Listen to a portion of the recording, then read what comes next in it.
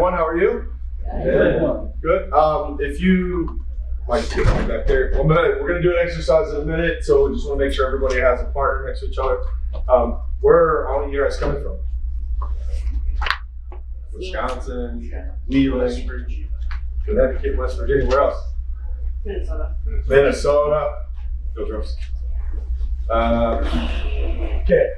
So when you saw this on the schedule and you decided to sit in this, I'm interested to know what you thought it is, what you think it is, or maybe what you're expecting, get to what you want to accomplish. But what did you think it was?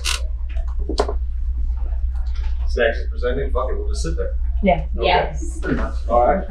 So this is my interpretation and sort of a intro exposure to some of the coaching philosophies, educational philosophies, perception, thinking systems that I've read in the last couple of years that has helped us at Minnesota develop how we teach players to go from walking in that door, big room, lots of people, to playing rugby really fast. Okay, we decided a couple years ago we were going to abandon lines, ladders, laps, and lectures. We were going to go games-based approach. Actually, I decided this, and the players were going to come with me, and it took a little bit, but we got there, right? So, games-based approach, query theory, asking lots of questions, engaging in a discovery process, both from coach to player, player to coach to coach, player to player. This is the tip of the iceberg, is what I'll present today. I want to give you enough that you go away thinking, the book he said, I should probably read it, or maybe I would want to read that, get back in the line, sorry, right? So, bear with me, all right? I'm jumping off a cliff. There's a lot of people here, sorry. I'm gonna get a little anxious, okay? Wait, hold on. First thing is a clip, okay? As coaches, as educators, as players maybe, I would like you to watch this clip of our buddy Ted Lasso, and maybe we'll talk about it a little bit, right? Tell me what you see, what you hear. Hey, nice work. Okay, now gentlemen, here's everything else I hope so. Make a quick transition from offense to defense. Y'all gotta start making your hellos and five, you understand? Easy way to get that done well is to do it well. Aside from that, y'all be in great shape. What do you say? No idea. What was the look on the players' faces? How many times as coaches have you ever experienced that? Right, you give some instruction, you give a concept, you look up and the whole group's like, maybe, right? What we found is we were having a lot of those moments prior to us making the switch to a games-based approach and the questioning and all the stuff we were doing. So it was a process to get to where it was at. The first thing I'd like to talk about also is like what would you want to accomplish? Now that you've seen that, now that we've sort of heard where this presentation has come from, do you have any other thoughts about what you might want to see or what you're expecting or how we can engage in this presentation? Amanda? Anything? I'm excited to hear your approach. Okay, all right, that's a lot of pressure. Hannah, what do you want to see in this? I don't know. All right. Everything.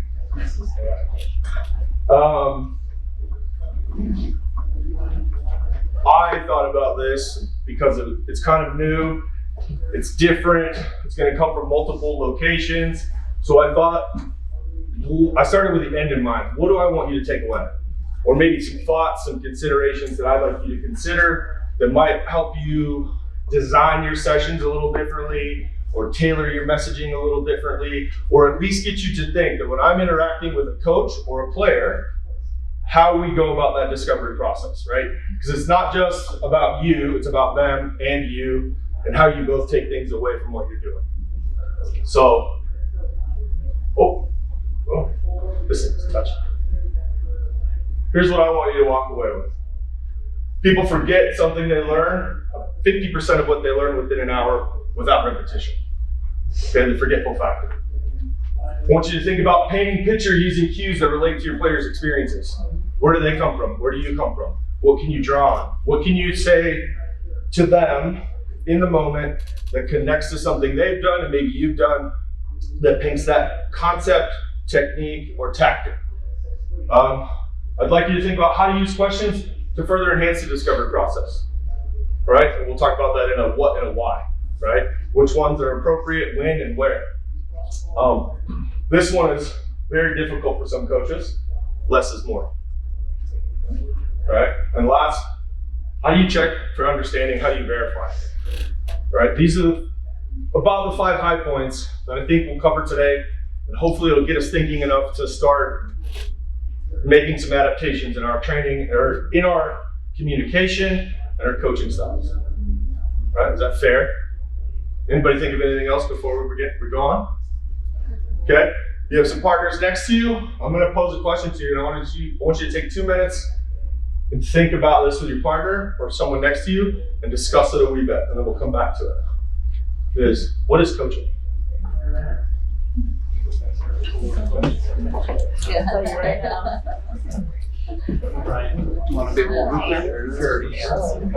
Coaching is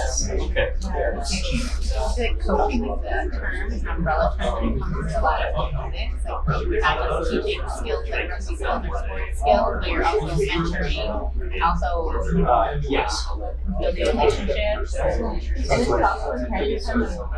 Teaching, guiding. Yeah, so you're coaching with a high performance. I see girls 3 or 4 times a year. So like, I don't do as much as I'm not going to learn anything from my teacher or follow there's where someone that you coaches go. a high school team. Yeah, right. You have, You gotta build on relationships pretty quick.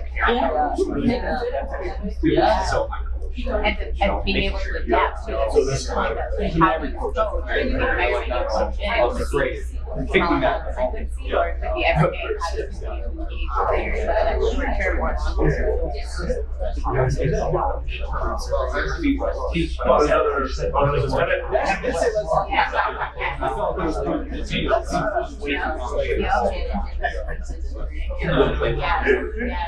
Yeah, we can understand like what you say, the foundation of where it's coming from, and how do you build that so that you have a so that Okay. All right. Hit me with some ideas. To us, what is coaching?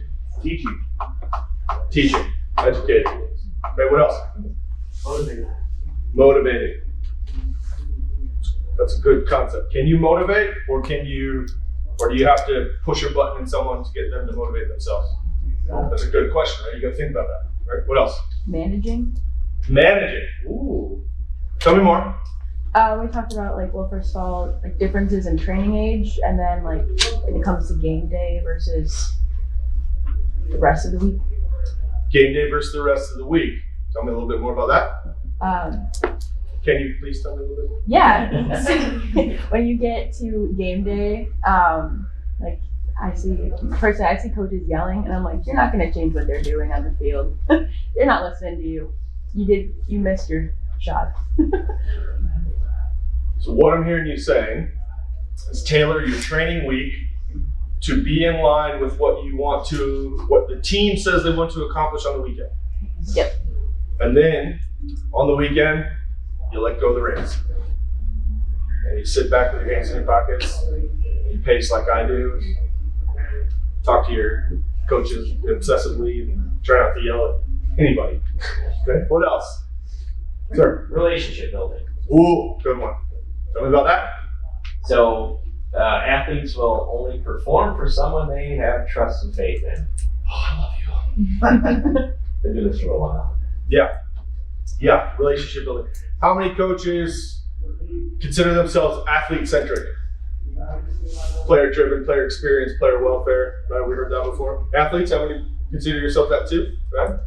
Okay. No one will do anything unless you're connected. If no one's connected, they're going in opposite direction you're going, and no one's going anywhere. So that's a great piece. Is there anything else we want to add to what is coaching? Yes, Dan. Well, there's 2 things, just building on what this guy said. It's said in teaching that students learn teachers, not subjects. So that's number one. And the second thing is to go back to your point, is you're constantly fighting for getting. So the young lady said over there that you say something on the Monday, it's going to come up on a Saturday. How do you help the player go through a process? Yeah. And also, your coach centered and athlete centered, because really you've got to be the best version of yourself. We talked about this last night. Yeah. If you're not the best version of yourself, the people around you aren't. So don't just think about your athletes, think about yourself and think about you developing. There's a pitch for my presentation later this afternoon. All about coaching, coach performance, and stuff. That is a very good point, Dan. We actually acknowledge this being at a university, but we have to bring the best of what we have that day. Did I say that right? Mm-hmm. Right? Like if you only got 80%, give me 100% of that 80% of that tank. Or tell me you're not good. Oh man, I'm nervous. I don't know why I'm so nervous.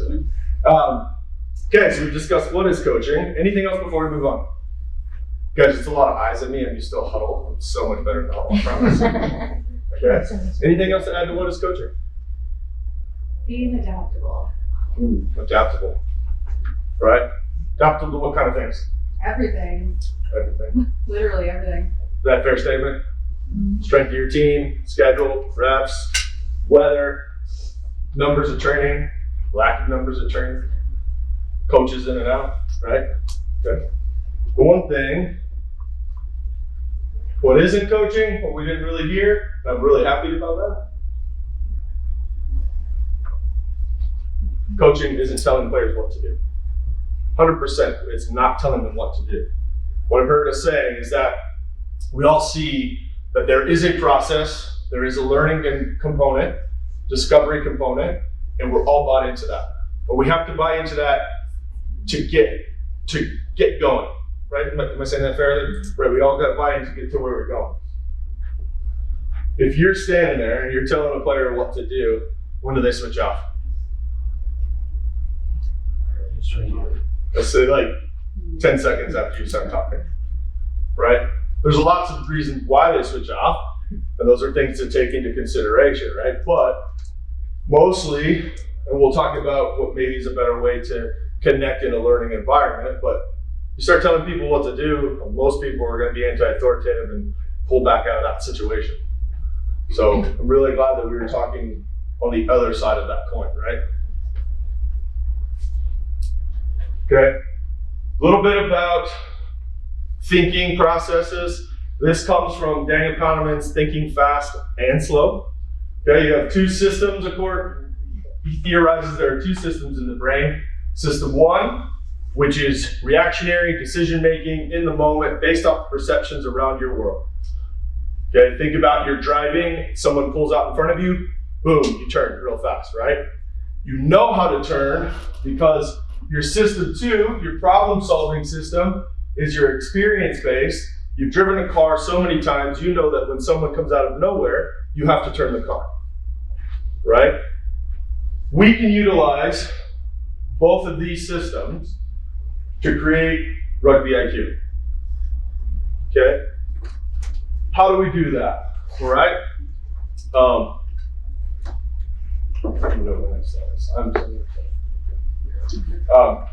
do we do that? We'll talk about how we tailor training, or how we can tailor training in a minute.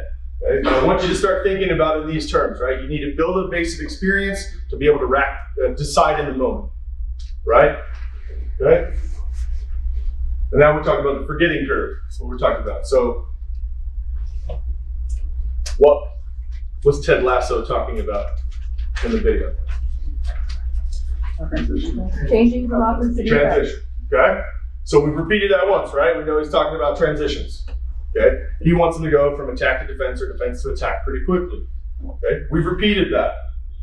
Generally, and this curve comes straight from Doug Lamoff's The Coach's Guide to Teaching, which I've found is probably the best example to put it into a visual, which is really good for me, and I hope people take something away from this. But what this is basically saying is that 0 hours, you've learned something, you retain 100% of that knowledge, right? If you repeat it within 1 hour, you'll retain 50% of the knowledge. Okay? We all knew Ted Lasso was talking about transitions, but he also said you needed to be fit. You needed to take your hellos to your goodbyes. I remember that because I've repeated it about 50 times in the last week. But as you go on and as you hear it more, those messages, those things sink in. Okay? Now, keeping the forgetting curve in mind, you can tailor your training, right? How do we combat the forgetting curve? So for us at Minnesota, what we found is we formatted our training in a couple different ways. We always start with like a primer.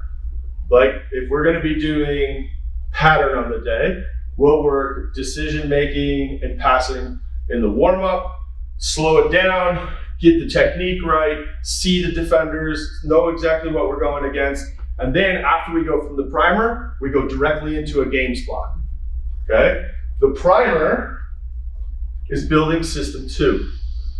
It's building your base of knowledge, your base of experience, and it's keeping you, okay, if you think about it like this, every time you play touch rugby, you see and perceive so many different pieces of data and information that when you go to an actual rugby game later, you see a player move a certain way, you know when to pass or when to carry or when to go into contact. Am I saying that in a way that makes any sense?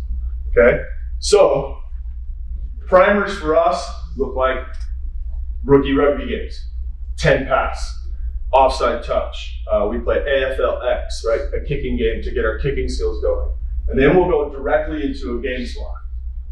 We could also go units. We could do a lineouts or a scrum session. The backs will do launches or starter plays. The forwards will go through their pushing profiles and maybe their back row moves. Then we come together and we start the game or initiate the game from whatever it is we're doing.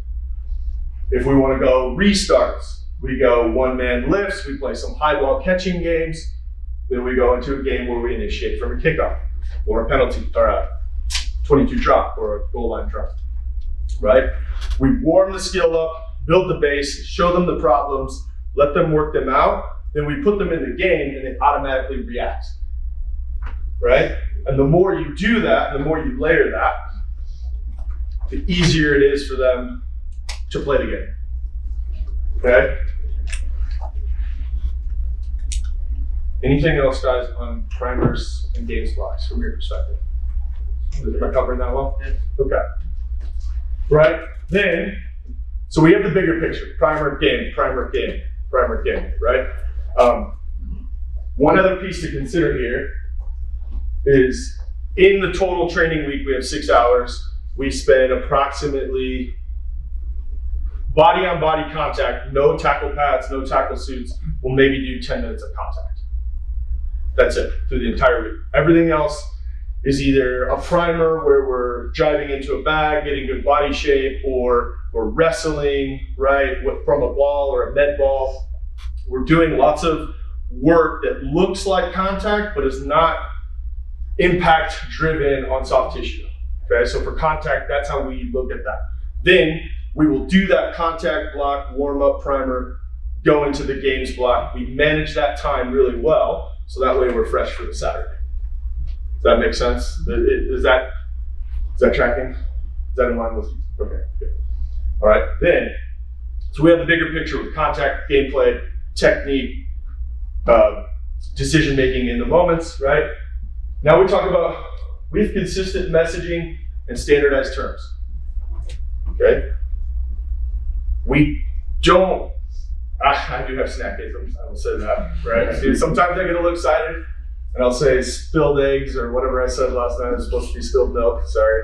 But like, the terms we use on defense and attack, we stay consistent. We talk about those all the time. We use those in our language. We use that in our messaging. We put, we'll put it into posts. You might even see it in some of our hashtags. Like, we do everything so that the players and the coaches are constantly seeing that, and we know to use that language. The second we see something else or hear another term, we get peer feedback, right? And leadership and say, whoa, no, this is the concept, right? On defense, we say own the width because we want to do this, right? We want to own the entirety of the pitch. and it draws us back. And it's that repetition that keeps the concepts and the tactics and the techniques in the forefront without really thinking about it, right? It's a switch for us. We've done so much work around primers and games and we have the terminology, we're using that over and over again. It's layer upon layer, right? And it's not layered like smash, it's like subtle layers. Get used to speaking this way. Talk about it in this manner. All right? I had something about games, I'll come back to that. Then we layer in peer feedback and leading. Once a player speaks the language, knows the games, knows the formats, knows the terms, we give them the onus to go and do activities together and then give one another feedback. And then give us feedback. We'll constantly seek that out and say, how'd that go? Right? What did you think? How can we make that better? Or is it sticking? Right? And the players have gotten really good at this and leading from the charge. Oftentimes now, we've done this over a long period of time. So now, if we're in a concept, we were speaking about balls, here's a story. We were speaking about balls last year. Our forwards coach, AJ, was getting ready to interject about when and where we run a ball in a certain situation. And our hooker stopped and said, hey guys, no, wait. We run balls in this situation, and we don't want to go this way. We want to attack towards the post because scoring or whatever. And he took the whole concept, and the coach just went, good. Okay? It took some work to get to that, right? We had to layer it in and do those things and work with each other. For us, it's probably around, if they're a normal player or a standard player that just comes in, probably they're middle of their junior year at the University of Minnesota, but they're fully on leading, they speak the language, they move on to it. If you're exemplary, probably late freshman, early sophomore year, right? If you played rugby a long time. The other thing about games and primers, we only use, I'm gonna give it a very big estimate, about 10 different activities. The same 10 activities, but we adapt them to width, depth, number of attackers, number of defenders, speed, angles. We'll change angles on them. We will adapt it for 7s to 15s, but like if we say decision box, everyone in our group knows what that is. Now the coaches will come over and say, okay, today decision box, we're gonna go 1v1, 1-on-1 to 2-on-1. Or they'll go, we're going 2-on-1 to 3-on-2 to 7-on-5 or something, right? We layer those in, we change it just enough that their interactions inside that activity change, but they know the format. They don't have to learn the format. They don't know, we don't teach drills, we teach rugby inside of activities. Does that make sense? Right? Or, sorry, I asked that a lot, but I'm verbalizing things we do. So for me, speaking it out loud and putting it in the universe, I want to make sure it's not bullshit. So I'll keep looking at them and I'll keep asking you if that sounds reasonable. Is that fair? Okay. And then lastly, we check for understanding, which we'll have another slide fully devoted to that. Any questions on how we format training? This is a basic overview, I get it. We could dive into the details over a White Claw or anything later on, but like, what does this sound like? What is it like? Is this, that huddle and everybody's like, that's what it looks like right now. So a little feedback might be great. Sounds a bit like whole part hole. Whole part hole, right, I said that. Level 200, right? We were in England for the Premiership Scholarship trip in 2018. Everyone was like, USA rugby training and education is bullshit, F the blah, blah, blah. The Harlequins guys came out, started playing games, and they were like, yeah, mate, whole part whole. And all the USA certified coaches were like, oh my God, I was right. And I was like, duh, it comes from World Rugby. It's not that USA is just putting in the World Rugby education, right? It's whole part whole, right? But we embraced it. We embrace it, we put it in. Okay.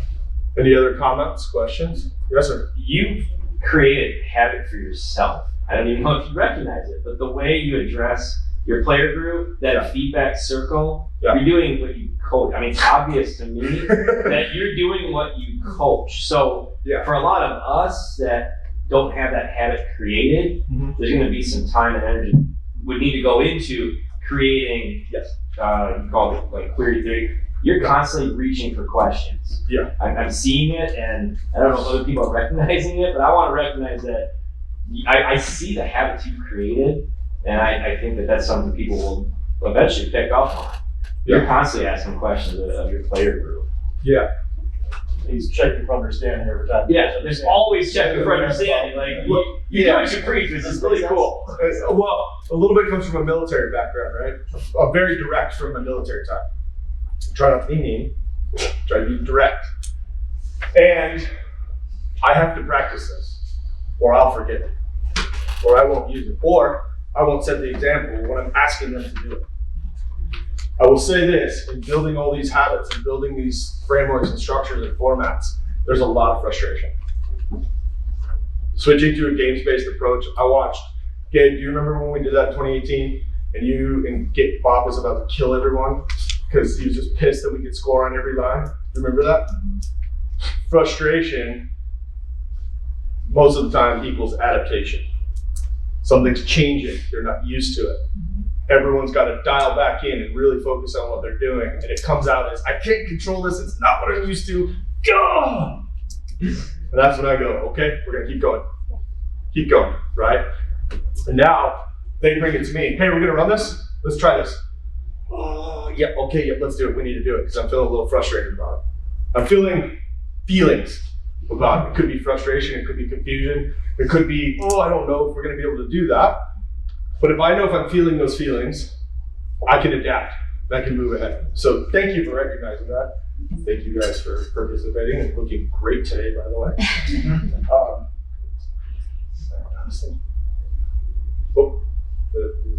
Did I go 2 ahead or 1 ahead? Okay. All right. Now, so we talked about the format. Talked about how we sort of dial things in, we layer things in, we do repetition so people remember concepts. Excuse me. We also use storytelling, descriptions, connecting to experiences so that players can see something pretty quickly, okay? How many times have you been in a training and you're teaching clear outs or at the ruck and you're like, oh, you just need to get in there and clear them out with your shoulder and drive them over here and, go through the gate and, and don't touch the ball. And the player's like, what do I do? Right? Okay. Now this is specifically a football analogy, but because I was a football player and a lot of male rugby players come from football, I could look at a player and say, Seth, a ruck is just a tackle and you're going to block the person after the tackle using the footwork of a run block and the arm motion of a tackle motion on defense. You can hold them and you can drive them past the point of contact. As an offensive lineman or a defensive lineman, that immediately connects back to that all the experience they already had that another coach built up and said, and he says, yeah, okay, all right, bang, smash. And they're out of there, okay? If you're teaching lineouts, right? You want a jumper, we want to get a nice tight core, hands above the body, get a good jump, good catch going there, right? You can tell them, get off the deck fast. You're quick, hold your hands up, tighten your core, pinch your butt cheeks, or all the different things that we say. Or if you knew they came from volleyball, you can say, hey, you've ever seen a middle block go to the net to block? That's exactly the body shape we want to have. Hands extended, eyes up, ready to catch the ball, but instead of smashing it, you're going to just catch it in a net and let your teammates catch you. Right? Soccer, space concepts. Okay, you get a soccer player, hey, we attack to space. We want you to look for space just like an attack and either put a kick in behind or run to that space. Right? Utilizing that experience cuts out so much that you need to teach. Right? Basketball, fast break, right? Transitional play. Hey, we get a turnover, we're going into like a 3-person weave, but what it is it's a 3-person pass to the wide and then the 2 of you go with them. Does that make sense painting the picture? Right? We've had so much sporting knowledge in the US, we just need to be able to push the button when we want. Okay? Now, do they have to play the sport to know it? Davis, you ever seen football? Yeah, when they block, right? And they drive the guy off? We want you to look like that. You know, you ever seen when a guy runs into the catcher at home plate and knocks him out? That's how we want you to run into contact. Who hasn't seen that? Well, I mean, yeah, okay. Paint the picture, relate it. Did I have any other points we talked about in the car? I think we're good. Yeah, good pipes. Thank you. All right, now, how to use questions to enhance the discovery process. What or why? All right. We talked about the learning systems. Remember that? System 1 is what? Decision making, perception based. System 2 is what? Problem solving, critical thinking, your knowledge base, things you've seen over and over again, then translated in. When you're explaining a concept, what is a great question? What did you see that had you make that decision? What did the defense show you for you to run that line? What did the defender show you to make that cut and keep it? Right? And what that does is it engages the player in the process, gets them to own their decision for a second, and they have to think about what they did. Okay? For us, what we talked about in this is owning your decision. That's one of our terms. You own your decision. If we come to you, or a player comes to you and says, what did you see? And you can go, I saw the defender turn his hips, I saw a soft shoulder, so I decided to carry on. All right, sweet, that's awesome. Show me how you did that. But if I go, what did you see to make you take that ball into contact? And they go, oh, I don't know. Then that's when you go, well, let's talk about what you can see. Or maybe that's not the decision to make in the future. What would you do differently, right? Why? I would use this sparingly. Why becomes an adversarial relationship? Sam, why did you tackle that person off the ball? Right? See how I was immediately defensive and adversarial? Right? Okay. I would put the what, right? Or how. Okay? Try to keep it on that positive 360 feedback loop type thing, right? And it will come back to you. The players will bring it back to you. Coach, why did you yell in practice today? Or what made you yell in practice today? Well, and 50 people yelling at me all the time because they didn't think the rules were fair, they were frustrated at the game. I'm really sorry, and I put you guys all in the foyer to solve your differences and then come back out and play. One time. One time. One time. Okay? Who mentioned earlier that the coach is a big part of this process? We mentioned that, right? Am I remembering that correctly? Okay, your discovery process is in this too. Remember your frustrations. Remember when they come to you with what's and whys, right? Teach them that what is probably a better intro than a why. So can I just add that I think this is really helpful because you're then helping you understand what pace they're going. So we've got this sort of picture, the players are here, and the players could be much lower down. And by asking these questions, you know where they are, and then you can tailor what you're doing. So you talked about the discovery process. So you're discovering, where's my athlete? What do I need to do next? Am I going to dial up, dial down the training? They might ask questions, say, well, we're well beyond where I think we should be. Let's kick on. Yeah, that's a great point. Like knowing where people are entering, right? And that could be when they come into the team. That could be when they come into training on a Wednesday after they've had a really shit Monday or a really shit Tuesday, right? Knowing when and where to push, when you can dive deeper into things, or when you back off and say, hey, let's just have a little fun today, right? And then understanding the concepts like Dan's talking about. The layers will help you decide if you move up 2 or you move 1 or you go back 1 or you stay in the same. Scott, does anybody know what a progressive loading system is in weightlifting? Progressive loading is you lift the same amount of weight for all sets and reps of that day. The next time you go to lift, you add 5 to 10 pounds. You lift those again and you progressively load. And over the course of a time period, you'll get incrementally stronger faster, right? So think about this in terms of progressive loading your layers. You only go, if you can't hit the lift or you can't hit that layer, come back a layer or stay in that layer long enough and then you push the next one the next time. Yeah? Okay.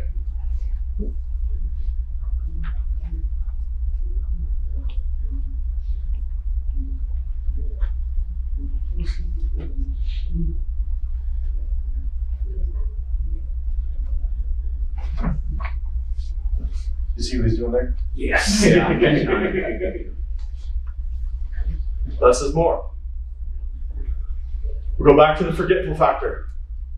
It's on a concept scale, theory scale, but it's also on a technique scale. It's also on a micro scale.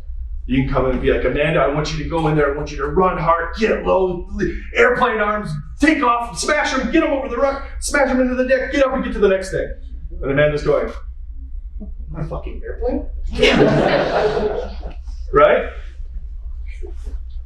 We don't want to inundate people, especially new people in the sport, right? We understand it. So relating to past experiences helps us, but also we try, well, I would advocate for trying one thing. Davis, how'd that lineup jump feel? Okay.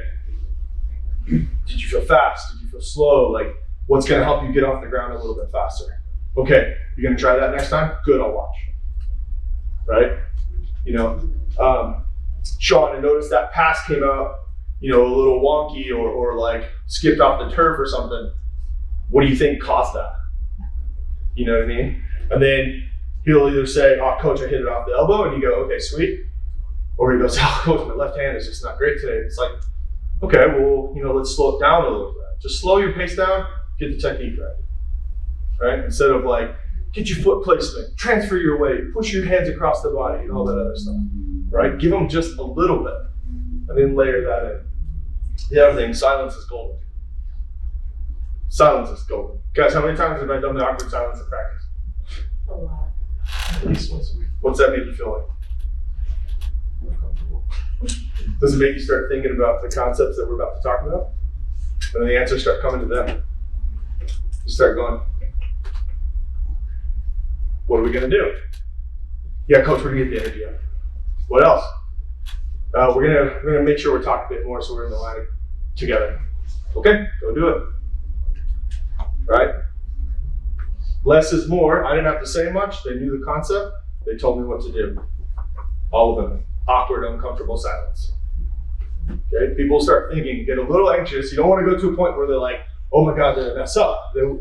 But if you've done the work, you know the concepts, they knew what you were working on, they'll tell you immediately what they need to do better.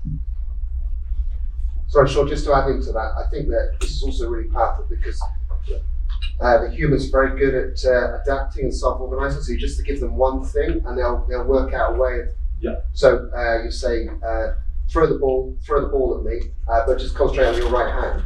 Yeah. And they'll do a whole load of stuff with the rest of their body to self-organize. And you don't have to add anything in. Maybe next week you might say, change the foot movement. So this is really, really powerful to allow the athlete to, as you say, discover what works for them. Yeah. As opposed to saying all those things you just blast out in a military style. Put your foot here, take off an aeroplane. Yeah. Another technique and trick we use.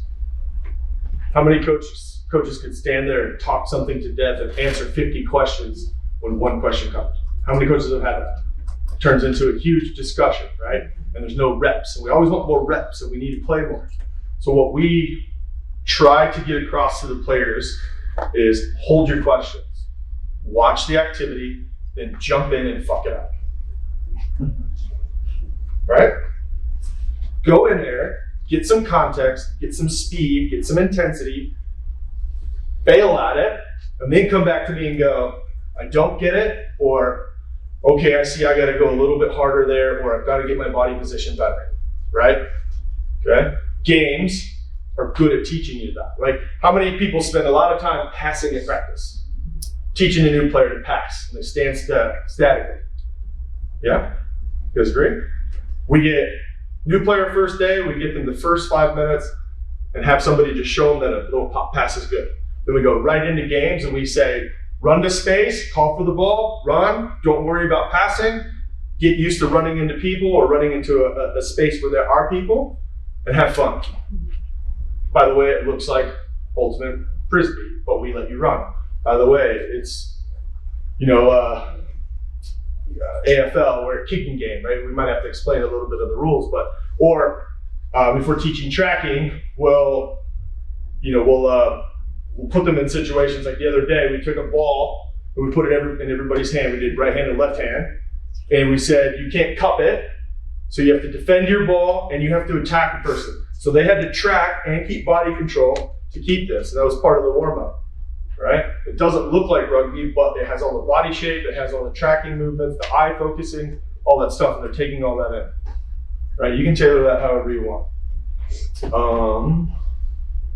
That's more. How do you check for understanding? Mine is that fair? Is that reasonable? Do I sound crazy? Or does that make sense? Also, what do you think? Right? This is also in the query theory. Good questioning is the best tool in your toolbox. Right? I don't know how many times. Oh, actually, the other good one, it depends, is the best answer. Coach, on this play, I was running down here and I saw this guy and what did you want me to do? It depends. What did you see? What did he do to make you want to do that? Right? Or if it's Carter Ruff, I'm like, I can't watch you every single play. But what you do is what you do, and you score tries, and you're the Minnetonka Missile, so that's good with me. Away you go. Right? How else have you guys checked for understanding if you have any techniques? Anybody got anything? I've talked a lot. I want to hear more from y'all. Oh, God, that's crazy. Ask them to demonstrate. Oh, that's a good one. Show me X, Y, or Z.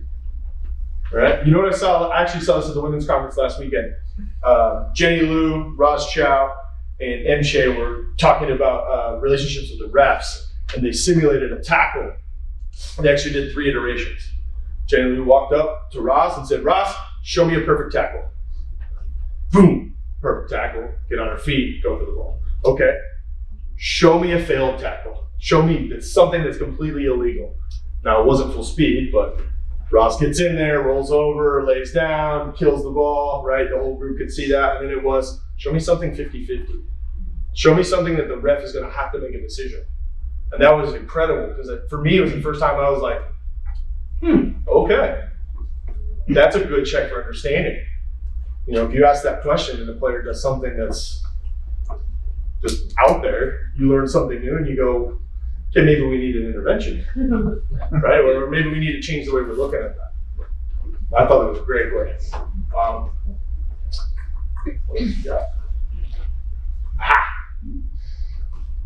I always like to leave recommendations or resources. As a self-proclaimed lifelong learner, I'm constantly consuming content. Get on the bike, get in the gym, and just put podcasts in, right? Read books. I believe these 4 coaches right here, actually this educator and 3 coaches, are some of the best in the game at working in these concepts. Most of what you've seen today was all categorized in Doug Lamoff's Coach's Guide to Teaching. Okay, that book is incredible. And Doug comes from the education world, and he basically put it all into a nice book for all of us. I've got Post-it notes and notes everywhere on this book. It's incredible. But what it does is it actually kind of catalogs stuff from Thinking Fast and Slow, a little bit of the language of coaching. But Nick Winkelman's book is actually more of an academic book. It's thick, but there's some really good stuff in there on how people learn, process-driven stuff, and then exercises in the back of it. The other bit of Coach's Guide to Teaching is Luke Romer created a study guide, and if you email them, they'll send you the study guide, and you can do the book and the study guide at the same time, right? This book and this book are not on audiobooks, which I prefer audiobooks because then I can ride the bike or whatever, but I bought those books because I feel they're so powerful.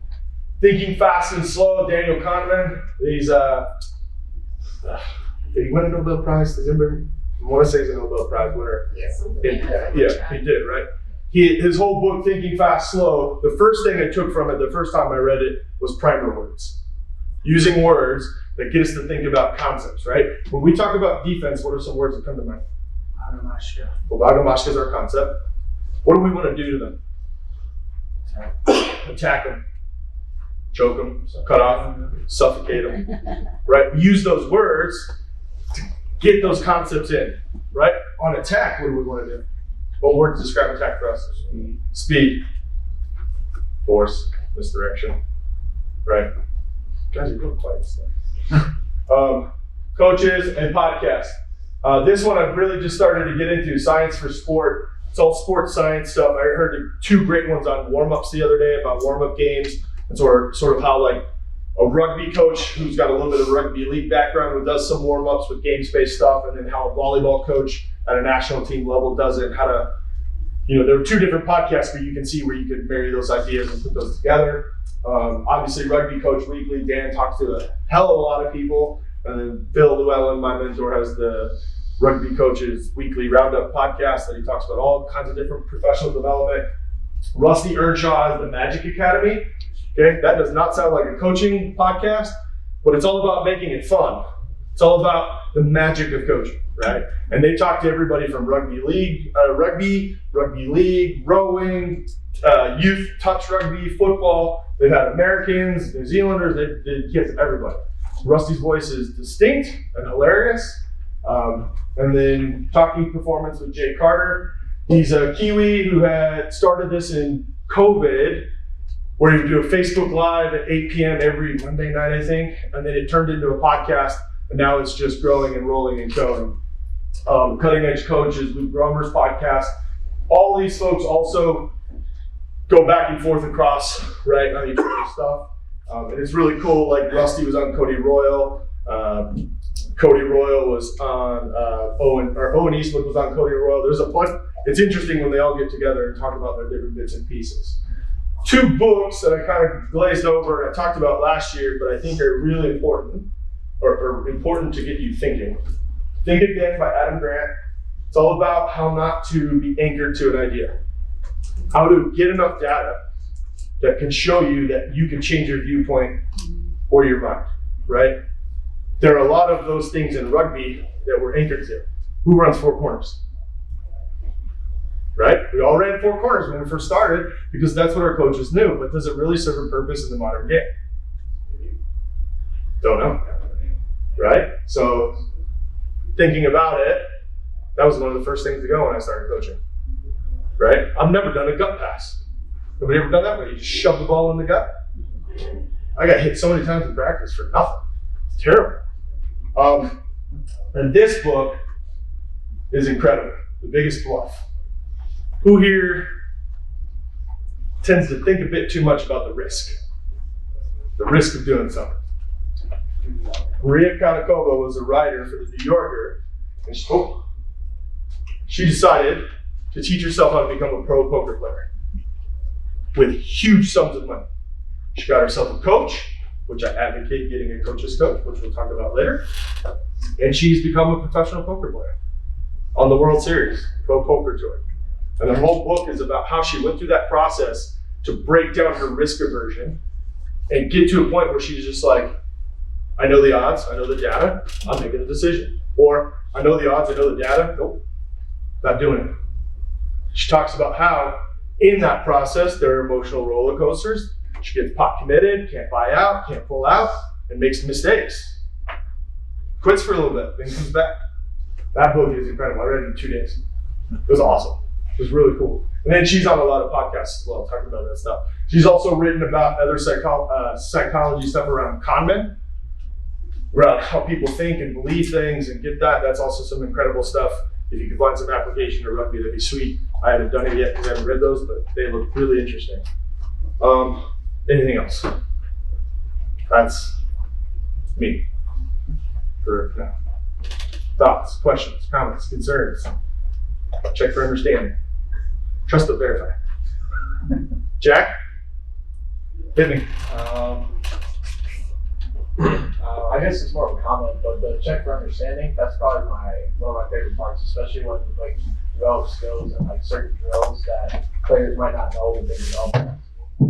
But then like you throw in the scrimmage at the end, and then you can see that they are learning it, and they are starting to practice it. That's just one part I really like. Yeah, actually that brings up a good point that I didn't bring up, and the system 1, system 2, right? System 2 requires a higher level of focus and concentration. How many times have you gone to a skill block and the players are just like, right? You have to have a higher level of concentration and have some stimulus for them to problem solve, right? To think through it. And you gotta kind of acknowledge that skill block might seem like a time to rest, but that's the time to learn, to fail, to get it right. Because we know when we put you in a game, you're incredibly focused. But the focus you bring to a game, like we talked about before, the skill and technique will only match what you did in the skill block into the game block. Yeah, does that make sense? That's kind of how it is. We actually had to reiterate that the other day in practice for us, right? How many times you go to practice, they get in a circle, and the ball just goes around, right? We just said, hey, replace that with passing lines. Move, do something. Like, get going. Yeah. Anything else? Cheeser? Nothing? No. Seth? Well, I guess for like newer players, sometimes you run into like those really like interested players that want to know everything. And, like, how do you stick to the lesson more when they're asking every rule, every way that they can be better? You know, because I ran into that. You want me to tell you how I do it? Want to go get coffee? Hey, you want to go grab lunch? Right now, practice, I've got 40 players. I would love to give you attention. How about you and I go do a one-on-one? I'll bring a lappy, we'll open up some video, we'll check it out. I answer any question you got. Or text me, hit me up on a message. But right now, everyone's important, not just you. Which is, you may not say that out loud to them, but you gotta say, hey, you know what? Let's go get lunch, man. That'd be great to go talk about that. You know, learning doesn't have to always be on the field. You know, every coach has had that where you stand there and all of a sudden you can talk to the same player for 3 minutes and you're like, you don't want to turn your attention because you don't want to make them feel bad, but you also have the 80% waiting for you to go. You just got to find that delicate balance. The other thing is, I like to throw them into the games. Touch, high touch, PG touch, whatever we're playing, and say, go fuck it up. Go make a mistake, we don't care. 2 minutes? Okay, last 2 minutes. Any questions? What else Ted Lasso talking about? Transitions and making hellos and goodbyes. Fitness. Fitness. Okay, we repeated it. Now we remember. Ted Lasso's great if you haven't watched it, by the way. It's awesome. Salty was just recommending it across the hall. It's incredible. I could rip everything from it, but this is my first time in technology. Thank you for sitting in my presentation. If you walk away or you think of something, go find me on